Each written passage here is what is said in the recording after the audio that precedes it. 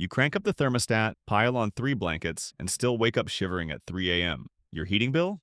Through the roof. Yet somehow, Japanese homes stay cozy at temperatures that would send most Americans running for their space heaters. Frustrating, right? Here's the crazy part. The average Japanese home in winter sits at around 55 degrees Fahrenheit. That's 13 degrees Celsius. It's cold enough to see your breath, but people aren't miserable. They're warm, comfortable, and paying a fraction of what you spend on heating. So what's their secret? Is it magic futons, superior genetics, or have we been doing winter all wrong? It's not your fault. You've been taught that warming your home means heating every single room to 72 degrees Fahrenheit. But here's the catch. Japanese people don't heat their houses. They heat themselves and the spaces they're actually using. It's the law of efficiency. But here's what shocked me most. Japanese winter strategies aren't expensive. No $400 heated floors or smart thermostats required. In fact, most of these hacks cost less than your monthly heating bill, and almost no one outside Japan is talking about them. Here are 9 science-backed Japanese winter hacks that keep you warm without breaking the bank. Step 1. Trap the heat before it escapes. Windows are your enemy in winter. They're basically holes in your wall that leak precious warmth straight outside. But here's the Japanese solution you've never heard of. Bubble wrap insulation. Wait, not regular bubble wrap. This is specialized double-sided bubble wrap designed specifically for windows. One side flat, one side bubbled. And here's the genius part. You install it with just water. No tape, no adhesive residue, just a spray bottle and 5 minutes of your time. The results? It blocks cold air from entering while still letting sunlight warm your home naturally. Your room stays brighter and warmer. And the best part? It works in reverse during summer, keeping hot air out. Try this today.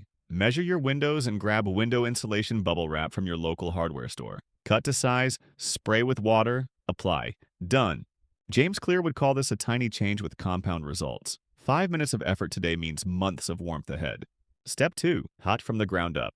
Ever noticed how Japanese people love sitting on the floor? There's a reason. They've mastered the art of floor heating without expensive installations.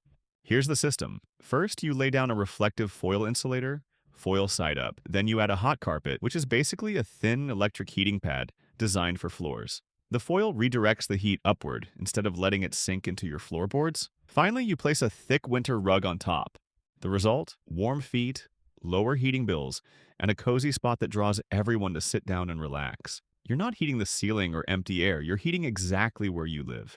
Most Japanese homes pick up hot carpets for around 4,000 to 7,000 yen at the end of winter sales. That's roughly $30 to $50 for something that lasts years. Step 3. The bath time secret. Here's where Japan really wins the winter game.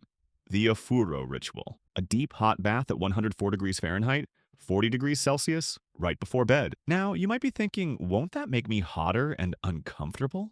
Actually, it's the opposite. The hot bath raises your body temperature temporarily, but when you step out, your core temperature drops rapidly.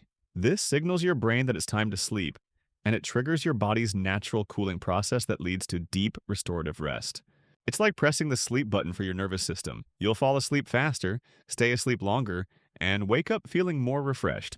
Try this tonight. Take a hot bath or shower 1 to 2 hours before bed. Let your body cool down naturally. Skip the Netflix binge and let the temperature drop work its magic. Step 4. Layer your bed like you layer your clothes. Japanese bedrooms in winter don't rely on cranking the heat. They rely on smart layering. Instead of cotton sheets, they use velvety, milky feel blankets. These trap body heat far better than traditional bedding. The setup looks like this: an electric blanket on the bottom to preheat the bed, a velvety warm blanket to lie on, your regular all-season futon, and another velvety blanket on top. Some people add a heated blanket for 20 minutes before bed, then turn it off.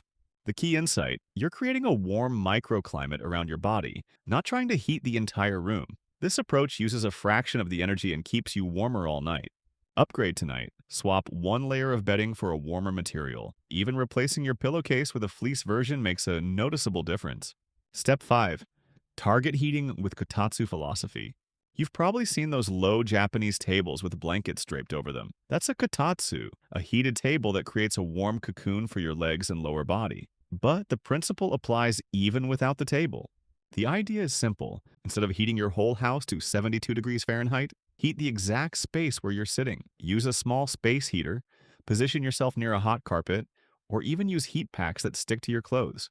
Japanese people commonly use kairo, disposable heat packs that stick to your back or slip into your socks. They're activated by air made with iron powder and provide steady warmth for 8 to 12 hours. Perfect for work, perfect for home. Your action step: identify where you spend the most time. Your desk, your couch. Heat that zone specifically instead of wasting energy on empty rooms. Step 6. Dress the part. Here's a cultural shift most people miss. In Japan, wearing warm clothes indoors isn't seen as a failure of your heating system. It's seen as common sense. Fleece-lined pants, thick socks, layers of comfortable sweaters. This is normal indoor wear from November to March. Compare that to the Western approach. Turn up the heat until you can walk around in a t-shirt. That's burning money for comfort you can achieve with one extra layer. Think about it. Would you rather pay $200 extra per month in heating or put on a cozy hoodie? The choice becomes obvious when you frame it that way. Try this. Lower your thermostat by 3 degrees and add one warm layer. You won't notice the temperature difference, but you'll definitely notice the savings on your bill. Step 7. Stop the draft. Cold air sneaks in through the smallest gaps. Door frames, window edges, electrical outlets. Japanese homes combat this with draft stoppers, foam strips, and even towels rolled up at door bottoms. Walk around your home on a cold day and hold your hand near doors and windows. Feel that cold breeze? That's where your money is escaping. Seal those gaps with weather stripping from any hardware store. It costs $10 and takes 30 minutes. For doors that lead to unheated spaces like garages or basements, hang thick curtains. They create an air buffer zone that keeps warm air from rushing out every time you open the door. Step 8. Embrace the sunshine.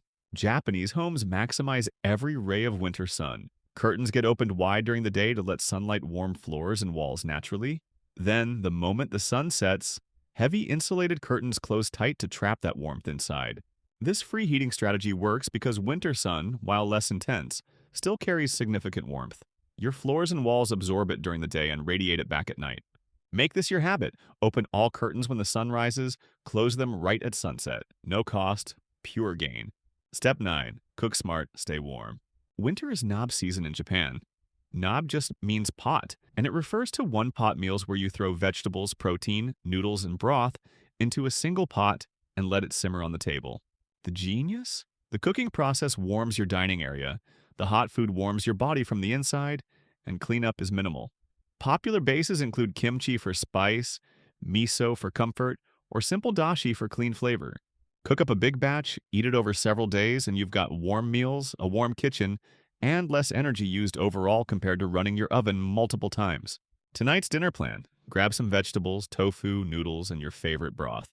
Make a one-pot wonder and enjoy the warmth. The big takeaway: staying warm in winter isn't about cranking the heat and paying massive bills. It's about smart insulation, targeted heating, layering, and working with your home instead of against it. These Japanese hacks aren't massive lifestyle changes. They're tiny adjustments that build up just like any good habit. Better insulation, strategic heating, warmer bedding, and mindful energy use.